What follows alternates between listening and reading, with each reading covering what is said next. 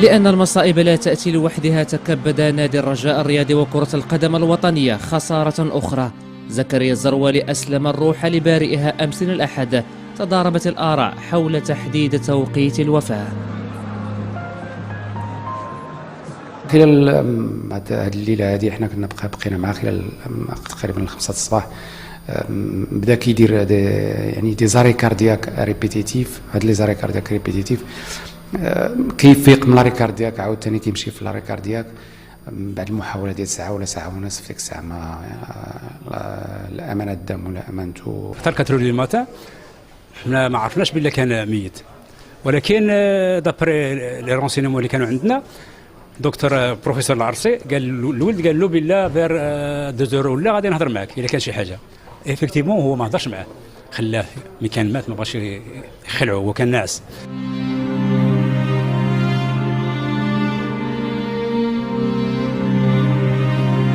الراحل زكريا الزروالي صانع أفراح الرجاء البيضاوي عرف بذماتة أخلاقه داخل وخارج الملعب. اليوم ودع الملاعب نهائيا بعد أن غيبه الموت.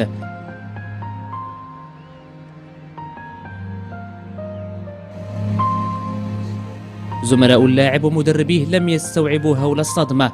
علامات الحزن والأسى بادية على محياهم.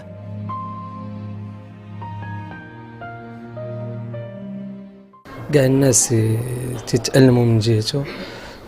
هذا قدر الله، ما عندنا ما نديرو. تنطلبوا ليه الرحمة ونزيدوا ندعيو معاه، لأن إنسان طيب وغادي يخلي بلاصتو في الذاكرة. رحيل اللاعب السابق لنهضة بركان ومولودية وجدة يعد خسارة كبيرة لكرة القدم الوطنية. عانى لوحده في صمت لأن خجله كان يمنعه من الشكوى. المكتب المسير للرجاء يفكر في تخصيص طائرة خاصة لنقل جثمان الفقيد نحو مسقط رأسه ببركان في انتظار وصول زوجته من بلجيكا. لاعب الرجاء البيضاوي يدخلون غدا معسكرا إعداديا بمدينة الجديدة، وروح الراحل الزروالي حاضرة بينهم إلى الأبد. الرياضية المغربية صباح اليوم مدافع الرجاء البيضاوي زكريا الزروالي الذي وفاته المنية بعد معاناته من مرض الالتهاب الكبد عن عمر ناهز 33 عاما. ونقل الزروالي إلى مستشفى مرسى السلطان بالدار البيضاء قبل يومين بعد إصابته بالتهاب كبدي، وتحسنت حالته ليوم قبل أن تعاوده المعاناة في اليوم التالي. وبدأ اللاعب مسيرته الاحترافية مع فريق مولودية وجدة قبل أن يحط الرحال بالرجاء البيضاوي في عام 2005. وقد مثل منتخب المغرب في عدد من المباريات أخيرها ضد الكاميرون ضمن تصفيات كأس العالم 2010. علم لدى المصحة. ذكر طبيب الفريق الدكتور محمد العرسي ذكر أن الزروالي 33 عاما كان يعاني من تسمم دوائي عقب تناوله كمية من الأدوية للتخفيف من ارتفاع درجة حرارة جسمه.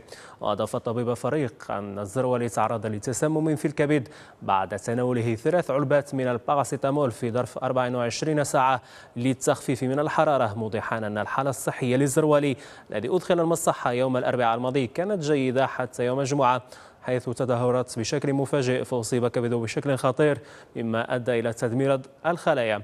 وحسب رئيس الفريق عبد السلام حنات فإن نادي الرجاء البيضاوي كان قد باشر إجراءات نقل المرحوم إلى أحد مستشفيات مدينة بوردو الفرنسية قصد إجراء عملية جراحية لزرع الكبد، بيد أن الأطباء في قسم الإنعاش بالمصحة أكدوا أنه يستحيل نقل اللاعب وهو في تلك الحالة.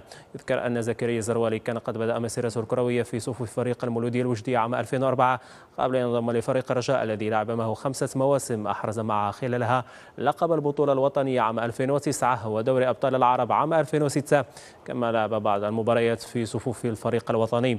هذا ووري جثمان المرحوم الثرى بمدينة بركان مسقط رأسه.